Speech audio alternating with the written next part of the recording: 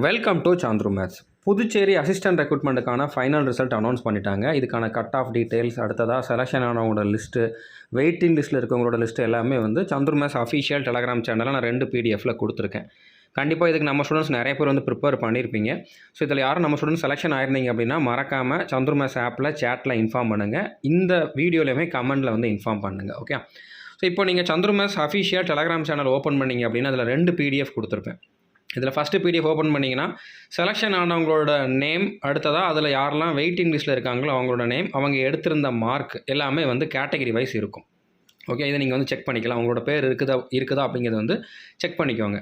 அடுத்ததாக 2வது PDFல பார்த்தீங்கன்னா கட் ஆஃப் டீட்டெயில்ஸ் இருக்கும். ஸோ எந்தெந்த ரீஜன்லேருந்து எவ்வளோ பேர் செலெக்ஷன் ஆகிருக்காங்க, அதில் செலெக்ஷன் ஆனவங்களுக்கான கட் ஆஃப் என்ன, வெயிட்டிங் லிஸ்ட்டில் இருக்கவங்களுக்கான கட் ஆஃப் என்ன அப்படிங்கக்கூடிய டீட்டெயில்ஸ் கொடுத்துருக்காங்க. ஓகே, இப்போ யூஆருக்கு பார்த்தீங்கன்னா 83.25 அப்படிங்கிறது செலெக்ஷன் ஆனவங்களுக்கான கட் ஆஃப்.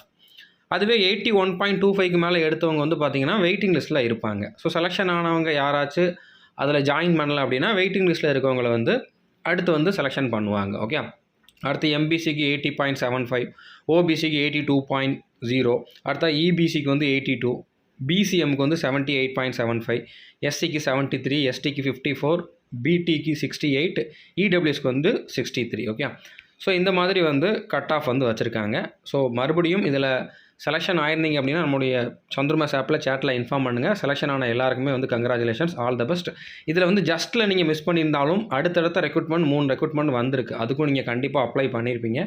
இந்த ப்ரிப்ரேஷனை அப்படியே கண்டினியூ பண்ணுங்கள். கண்டிப்பாக இந்த லெவலை விட உங்களுக்கு எக்ஸாம் லெவல் ஈஸியாக தான் இருக்க போகுது. அப்படிங்கிறப்போ ஆல்ரெடி நீங்கள் ப்ரிப்பேர் பண்ணியிருக்கிறனால அதில் கன்ஃபார்மாக 100% உங்களுக்கு போஸ்டிங் கிடைக்கும். All the best. தேங்க்யூ.